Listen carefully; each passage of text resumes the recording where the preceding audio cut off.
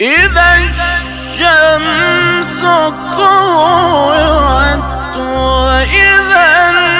النجوم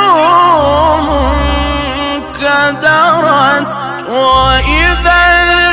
الجبال سيرت وإذا العشار عطلت وإذا الوحوش حشرت وإذا البحار سجرت وإذا النفوس زوجت